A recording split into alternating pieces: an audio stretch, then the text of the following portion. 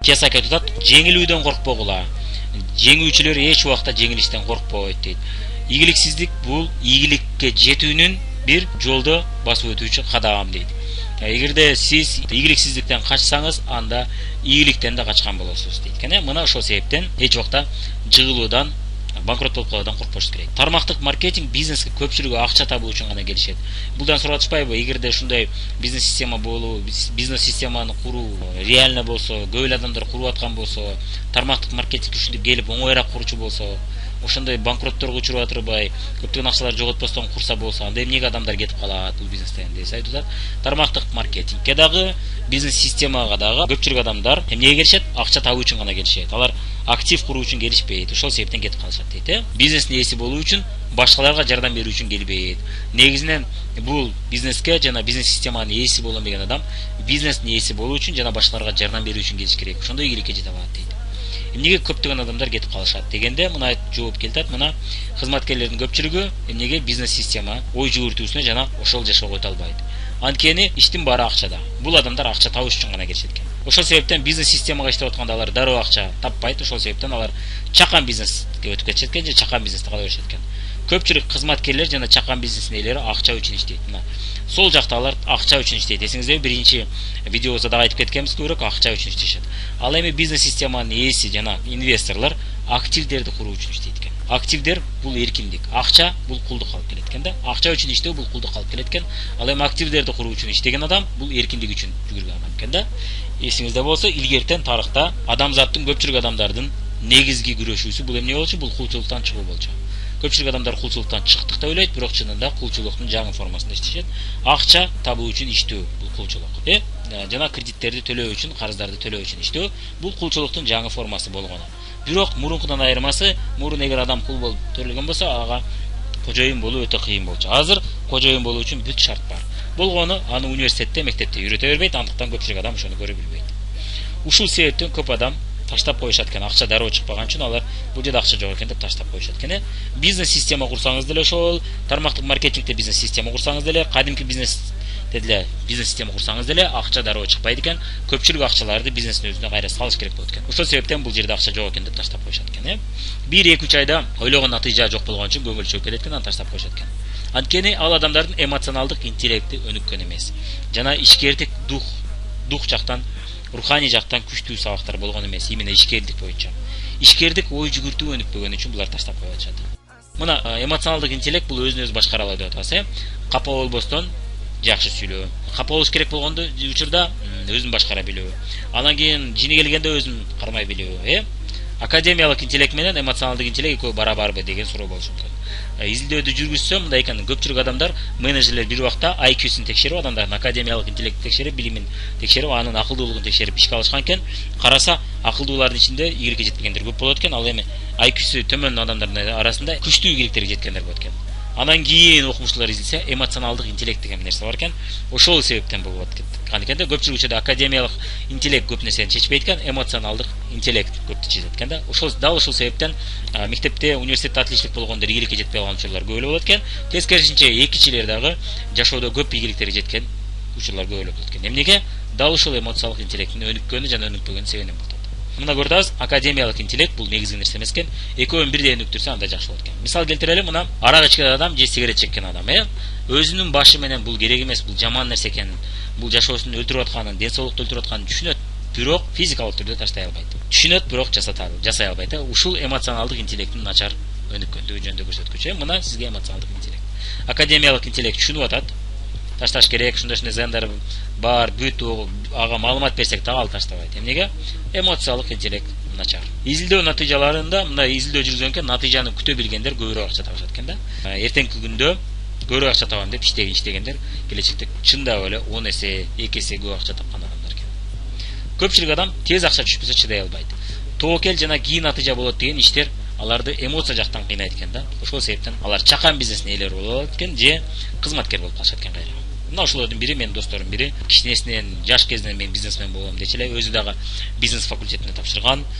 Бирок ага салыштырмалуу мен эл аралык мамилелер факультетине тапшырган, мен кызматкер болушум керек эле, ал бизнесмен болуш керек эле. Бирок мен бизнесменмин, ал бир бизнес ачып көрдү жакында. Билишимче мурун балким буга чейин бизнестерди ачып көргөндүр. Киясакинин китептерин окуган. Керек болсо Россияда да содада иштеп келди окшойт. Акча тараптан жакшы эле ийгиликтерге жеткен, бирок өзүнүн бизнеси жок. Дагы деле бир чоң компанияга ишке кирип кетти. Бир бизнес ачып көрдү, кризис экен, аз болуп эткен деп кайра кирип кетти. Эмнеге? Мунун баары эмоционалдык интеллект начар болгондуктан жана бизнес ой жүгүртүү начар өнүккөндүктөн болот. Отсроченный платеж деген ой жүгүртүү жок алат. Эмоционалдык, физикалык интеллект начар болот да. Эмоционалдык интеллекти начар адамдар мына ушул сөзгө дал келишет экен. У людей нет терпения построить бизнес за 3 года, но есть терпение ходить на работу 30 лет дейт. Мына 30 жыл жумушка барууга даяр дейт. Бирок 3 жыл өзүнүн бизнесин курууга убакыт бөлүп чыдап койгону даяр эмес. Бирок 30 жыл чыдап өзүнүн жакпаган, жаман көргөн ишине барууга даяр. Макул, бул адамдардын өзүнүн тандоосу. Демек, алар кул болуу үчүн жаралган. Эмне кылабыз? Дароо акча тапкысы келет, айлык алгысы келет. Бирок ошого төлөгөнгө даяр эмес. Төлөгөнгө даяр эмес дегенибиз бул акча түрүндө, моралдык түрдө төлөөгө даяр эмес. Жана убакыт түрүндө төлөөгө даяр эмес. Мен үй бүлө багышым керек, мен кредит төлөшүм керек дешет. Макул, ошону кылганча бул бизнести кура бер десек, убактым жок дейт. Анан кийин карасак эле тойдо жүргөн болот. Карасак эле бир кинону көрүп аткан болот. Карасак эле бир видеолорду көрүп аткан болот. Мен ошол эле нерсени мен классташтарымдын, группалаштарымдын арасында деле көрөм. Убакыт жок дешет. Бирок карасаң чатта активдүү жазышып аткан болот. Сонун приколдорду, видеолорду жөнөтүп аткан болот. Ошо бир видеолорду көрүш үчүн алар убакыт таап атат да, туурабы? А бирок ошол эле убакыт элечү видеолорду көрүүгө убактысы жок. Демек, ал адамдар 30 жыл өзүнө жакпаган ишке барууга даяр. Эмне кылабыз? Бул алардын тандоосу. Эми өзүңүздүн эмоционалдык интеллектиңизди өнүктүрүү үчүн, бул тарапта көбүрөөк маалымат алуу үчүн сиз ийгилик жолунда, жаңылардын ийгилик жолу бизнестеги жана сынып калбаш үчүн ийгилик жолунда деген ушул видео сабакты көрүп чыгыңыз. Болгону бир 15-20 мүнөтүңүз элейт. Бүт эмоционалдык график деген түшүнүктү көрүп кетесиз. Жана ошондой эле зона комфорта, ийгиликтин килери болгон зона комфорта жана айлана чөрөңүздүн, досторуңуздун сизге болгон таасири жөнүндө деген ушул 4 видеону көрүп коюңуз. Ар бири 2-2 видеодон. Көп болсо 40 мүнөтүңүздү элейт бул видео. 40 мүнөт деген бул эч нерсе эмес. Бул болгону бир кино. Бир кинода толук эмес, Бирок кино көрсөңүз сиз байып кете албайсыз. Ал эми бул видеолорду көрсөңүз келечекте сиз бизнес системанын ээси болуп калышыңыз мүмкүн. Эгерде аракет кылсаңыз, көрүп туруп пайдаланып, ошону практикада жасоого аракет кылсаңыз. Жана ошондой эле ийгилик жаратуу жолдору. Эмнеге Жазгүл ийгиликке жетти? Кыйынчылыктарга карабай. Мага караганда өтө начар абалда болсо дагы ийгиликке жетти. Мен болсо андан оңой абалда жашап атам, бирок ийгиликке жетпедим. Ушуга окшогон билимдерди алып кетиңиз. Бизнес кожоюну болуу үчүн эмне керек экен?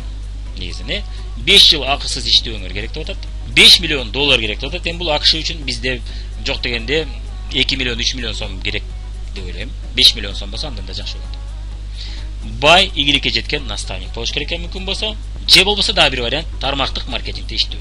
5 миллион сомдун кереги жок анда, бай наставниктин кереги жок. Тармактык маркетингде ошондой наставниктер бар. Күчтүү сабактар берет экен тармактык маркетинг жана күчтүү наставник системасын берет экен. Плюс сиз жалгыз эмес, команда менен иштейт экенсиз, команда менен ийгиликке жетет экенсиз. Ошол командага акча төлөп отурбайт экенсиз. Кадимки бизнес системада ошол командага акча төлөйсүз. Ошол себептен дагы бул акчалар керек, Ошол команда сиз прибыльга чыккача, ал командага сиз айлык төлөшүңүз керек. Өзгөчө күчтүү адамдарды алам десеңиз, жана ал күчтүү адамдарды башкара билишиңиз керек болот. Ал да тобокел нерсе. Күчүңүз жетсе, кармап калдыңыз, күчүңүз жетпесе, алар башка компанияларга кетип калышы мүмкүн. Бизнес система курууда физикалык үйрөтүү бар деп атабыз, Ал эми кадимки бизнесте ошол үйрөтүү жок экен, же болбосо чоң акчаларды төлөп, ар кандай тренерлерге барып үйрөнөт экенсиз. Эмоционалдык интеллектти машыктырууга мүмкүнчүлүк бар. Акча кетирбестен банкрот болбостон. Кадимки бизнес системада банкрот болуп отуруп, анан кийин эмоционалдык интеллектиңиз өсөт. Тобокел банкрот жок экен. Анчалык чоң эмес экен. Убакыт түрүндө жоготуп коюшуңуз мүмкүн. Мына мен 2 компания банкрот болуп жабылып калды. Мен 1 жыл өмүрүм кетип калды. Анан бирден акчаларды чыгарып алгам. Эми 10 миң тезде чыгат деп акча алып чыгып калган. Жана 3 миң экинчи бизнесте алды эле чыгып калган.